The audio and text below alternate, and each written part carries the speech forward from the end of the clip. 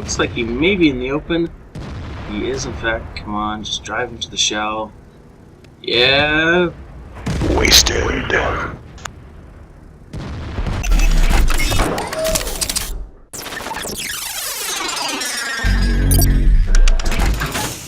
Hey folks, this is ioEther and we're back playing some more World of Tanks. So, yeah, this is an older game.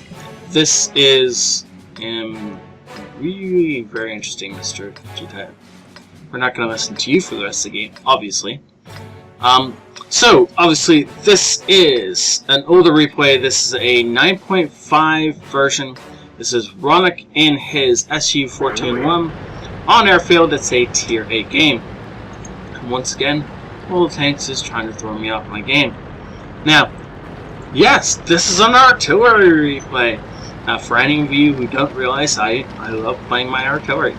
And so when I find a really good, exciting game in my box, I tend to like to play it. And somehow this one's between the cracks. And so yeah, it's going to get shown up now. But of course, before we get actually into the game, if you want to support the channel, the best way to do so is, of course, to like any videos you enjoy, and I'm going to add a second caveat to this. The other great way to support the channel is to share it with friends. That is the best way for the channel to grow. The faster the channel grows, the more awesome content from awesome people we can see, and the more epic everything gets, as a general rule. Now this is a great place for artillery to set up. As I smoothly transition... Wow, I can talk today! Smoothly transition into the actual game. You can see that Ronnok is set up so that he can fire right down. This is normal heavy lanes. 15-16 is going to back up into that shot. Interesting how Ronnok moves his cursor immediately after firing. Now, I personally like to leave my cursor exactly over top of the spot where I fired the shell until the shell lands. The reason for that is that if I fire a shot and then the target goes dark immediately afterwards, but I'm fairly certain I took his tracks off, I know where to put the next shot, or whatever. Yes, it doesn't work 90% of the time, but I like to know exactly where I aim the shot, even if the shell doesn't land where I tell it to. I can start to figure out how far it's off and whatnot. Anyways, looks like this 59-16 is about to die if he rolls forward. Come on, yeah, right into that. What? I could be wrong, but I'm fairly certain that this wasn't even inside Ronnok's. Yeah, artillery. How much we hate you sometimes. Come on, Mr. Tiger 2, yes. Nothing bad will happen if you just park their side on, right? Exactly. Beautiful. Thank you, Mr. Tiger 2. Okay, well, if we'd hit that, that would have been awesome. Unfortunately, artillery again, trolling. Ooh, an LTTB. Now, he's somebody we need to keep track of, simply because if he gets round past their allies, then we're going to need to know where he is so we can kill him before he kills us. But, right, ooh, look at that. That's a Waffentrugger, and it looks like he may be in the open. He is, in fact. Come on, just drive him to the shell. Yeah, dead Waffentrugger. Beautiful. Beautiful, beautiful. Now, for some reason, this is drift. I don't know what it's from. It's either a replay glitch or it's lag that's just showing up like that. I don't know why the cursor is drifting so far away from where Ronnok is actually aiming. Or where I assume Ronnok is actually aiming, because that's where the red kill is still sitting. Oh, unfortunately, didn't get that kill on the T-34. But that's okay. There's plenty of other targets sitting around just waiting for us to drop a shell in their lap. Now, unfortunately, we have lost most of our heavy tanks. We have 2 left that are holding this flank. There's no one on this side of the map, and they have the 5100 that's over here. So he's probably going to start taking this opportunity to start pushing up here. Which is why we really do need to kill off that ARL. the rest of this flank as fast as possible. Now they still have this Tiger 2 over here. They have a Chiri over here somewhere. And of course artillery. So as much as we're winning this, it could turn very fast. I mean, our IS is on, like, what was that? Our IS is on 50 health. Our Tiger 1 is on 250. If he rolls around this corner, he could die right here, right now. Yeah. Yeah. Saw that coming. And looks like the Tiger is going... He's got to stick around so we can shoot him again. Not quite. He needs... He either knows where we are and that we're trying to shoot him, or he more likely he's just trying to get that Fury. Really? We can't hit him there? Ronnok is so trying to get a shot on this guy and using every angle he can. Fury should be, able to pick up that Tiger 2. Unfortunately, we lost, who did we lose? We lost our Firefly? Do we have a Firefly? No. Yeah, well, whatever. We lost somebody. And yeah, it must have been our Firefly. Okay, well, that's unfortunate. Chiri is in the open. Yes, Chiri, hide behind the wreck of the Waffentrager we killed earlier. That is totally safe. I'm betting he... Ooh, no, he pushed forward. I would have thought he would have fallen back. IS-3 is a one-shot there. 5100 is still on full health. That's unfortunate. And between the two of them, artillery and... Ooh, that shell went in. That's good. That should be an almost dead 5100 now. But anyways, so between the 5100 and the enemy artillery, the most of our team just died. Now we have an E-25 swooping in here.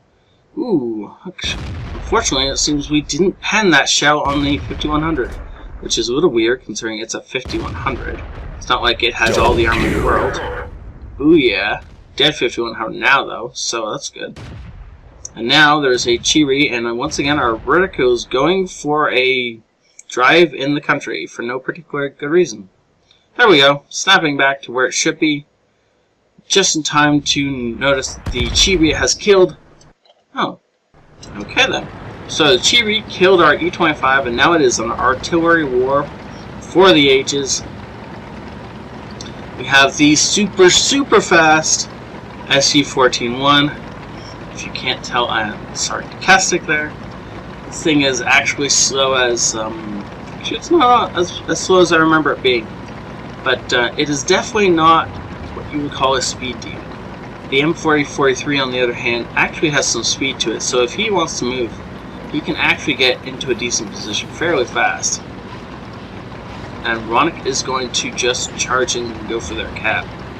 Now, our the enemy team is in a similar position. Their GW isn't exactly the fastest thing in the world, but that Lorraine 155-50 can move it. In this kind of situation, it would be more of a medium tank than the heavy, which is more of what our M40, 43, and Ronnok are driving, as far as speeds are concerned. The Lorraine can hit 50 kilometers an hour. On flat ground, it can hit 40 very, very easily. There's a decent maneuverability and acceleration. It also has a decent aim time, so making it a really amazing tank for shotgunning things, which is what I use it for at the end of games that should be losses in many cases, and that can generally turn the tide a little bit in our favor. Now, unfortunately, our M4043, who is the faster of the two tanks, has decided he wants to stick it the farthest possible away from being able to help out. So his shells are at least 2 seconds to 3 seconds out if fired from back there. Which, I mean, against our enemy artillery isn't the worst thing in the world, but it also means they're more inaccurate because of the fact he is so far away. So now, what's going to have to happen is Ronnok is going to have to find a place where he can get in these buildings. Actually, I would pick right in here, where it looks like where Ronnok is going as well, where the most enemy. We're gonna back out here. He wants the place where wow, I can speak so well. The enemy has to come through more of these buildings rather than less of these buildings, and that trail of destruction can be identified by enemy. Oh crap! I can't see that, but apparently our M43-40 just took out the enemy Lorraine in a shotgun battle. Wow, that was probably a very, very close fight. 5-minute warning. There we go, 5 minutes left. So now we only have a GW Panther left on the map. And he has got to be racing towards his cap. I mean, racing is an overstatement with the speeds of the GW Panther. But still, that is what he is attempting. The only way he can do this is if he either figures out where Ronnok is, by either knowing that this tree fell down and nothing else, so maybe Ronnok's in this area, or by actually coming into the cap and proxy spotting Ronnok. So yeah, Ronnok is saying that he is zooming out as far as he can, similar to what I'm doing now. Actually, we'll see where Ronnok is. Yep. So that Ronnok can identify which of these buildings falls. Obviously trying to identify where the enemy is coming from. I wish this building wasn't in the way. I could turn the camera more easily. But yeah. Oh, that's a little bit closer than I would have liked him to be.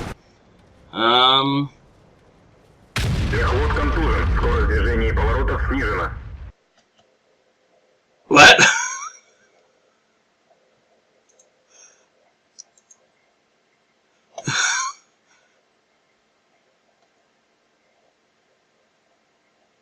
What? Okay, well, first off, why isn't the GW dead? And second off, why isn't Ronnok dead?